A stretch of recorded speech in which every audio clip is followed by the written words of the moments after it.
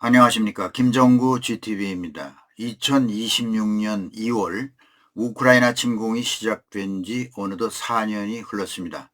그동안 러시아 경제는 서방의 가혹한 제재 속에서도 예상외로 잘 버티는 것처럼 보였습니다. 하지만 지금 러시아 경제 곳곳에서 심상치 않은 경고음이 터져나오고 있습니다. 이 시간 방송은 러시아가 전쟁 경비를 어떻게 조달해 왔는지, 러시아의 현재 또 돌아가는 경제의 단면이 어떤지를 알아보는 시간을 갖겠습니다. 영국 가디언지의 보도에 따르면 한동안 견고해 보였던 러시아 경제가 올 들어 뚜렷한 침체 신호를 보내고 있습니다. 전쟁 초기 러시아는 군사비 지출을 늘려서 단기적인 경제 활성화를 이뤘지만 이제 그 한계에 다다른 것이죠. 실제로 국제통화기금 IMF는 러시아의 경제 성장률 전망치를 0.6%에서 0.8% 수준으로 대폭 낮췄습니다.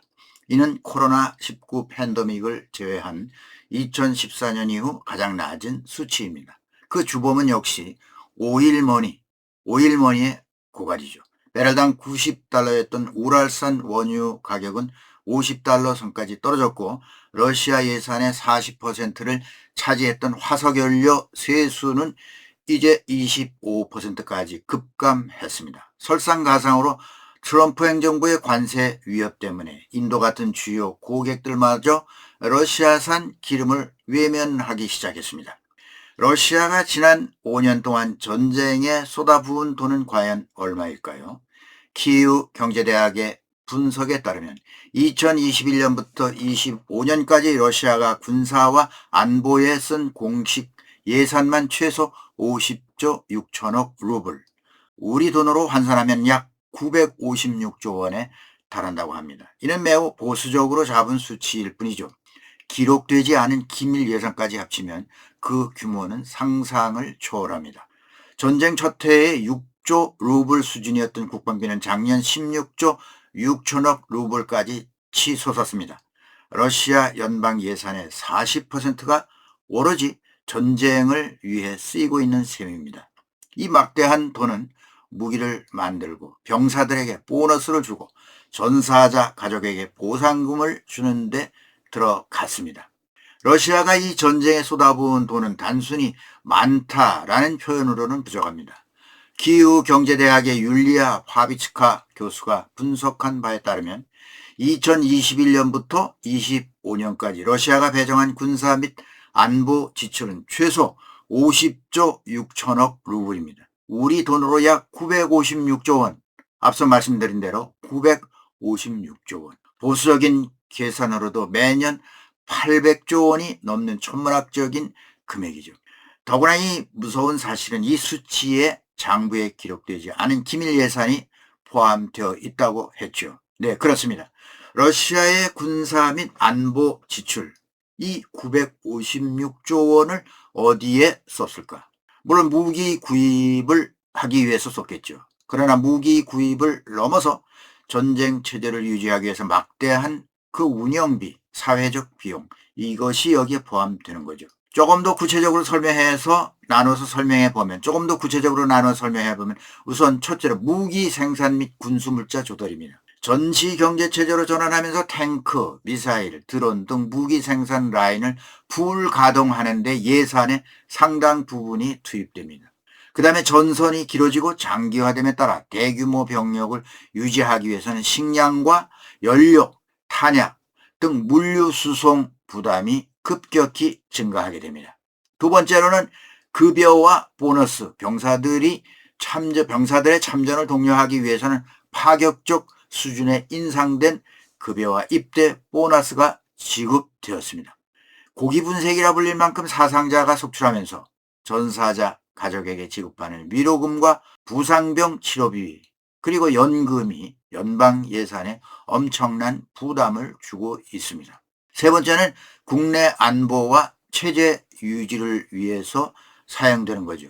전쟁에 반대하는 내부 여론을 통제하기 위해서, 또 점령지를 관리하기 위해서 국내 안보 예산이 필요합니다. 경찰, 정보기관 등 군사비와 함께 이것이 포함돼서 급격하게 상승했습니다.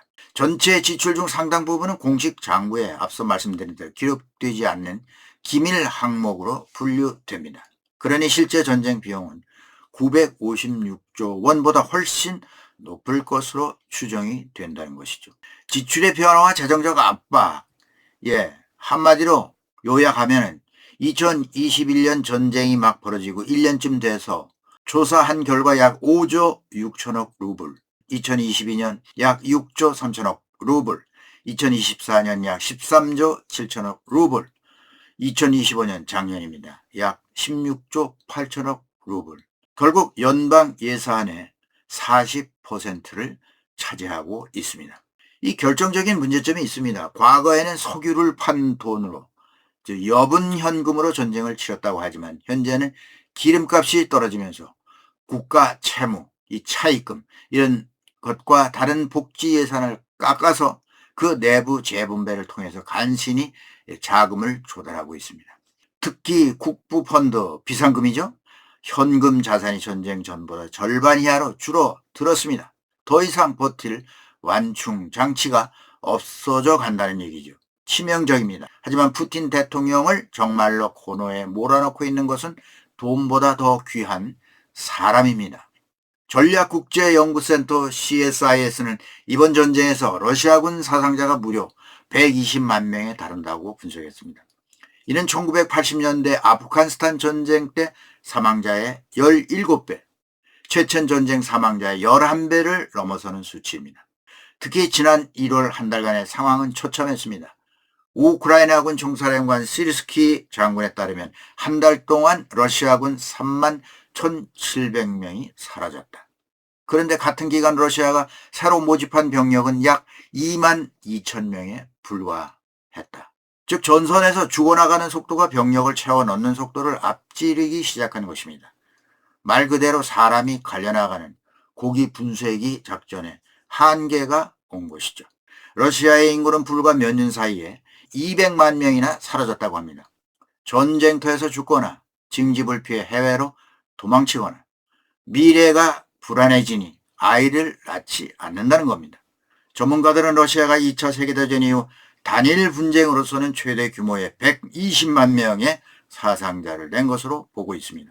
특히 지난 1월 한 달 동안에만 약 3만 1,700명이라고 했죠. 러시아군이 전사하거나 다쳤는데요. 이는 같은 기간 보충된 신규 병력보다 9천 명이나 더 많은 숫자라는 것. 한마디로 보충하는 속도보다 사라지는 속도가 더 빠른 고기 분쇄기 같은 상황이 이루어지고 있다는 겁니다. 국간이 비어가자 푸틴 대통령은 결국 국민의 주머니를 털기 시작했습니다. 법인세를 25%나 끌어올리고 부가가치세도 인상하는 등 대대적인 증세 카드를 꺼내 들었습니다. 물가는 치솟는데 세금까지 오르니 경제가 나빠지고 있다? 이렇게 말하지 않을 수가 없는 거죠.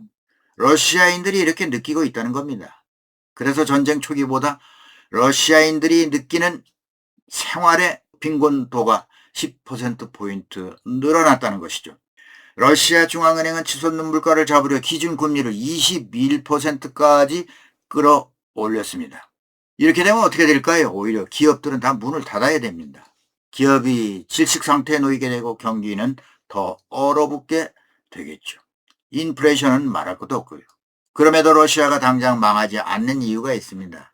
그 이유가 뭐냐? 아이러니하게도 전쟁 중에 30개국 이상의 무기를 계속 팔아치웠기 때문입니다. 서방의 압박에도 불구하고 아프리카 국가 등의 전투기, 드론 이걸 갖다 팔아서 연간 150억 달러 이상의 외화를 벌어들였다고 합니다. 푸틴은 이 수입으로 방산 기업을 현대화하면서 어떻게든지 버티려고 애쓰고 있습니다. 하지만 전문가들은 경고합니다.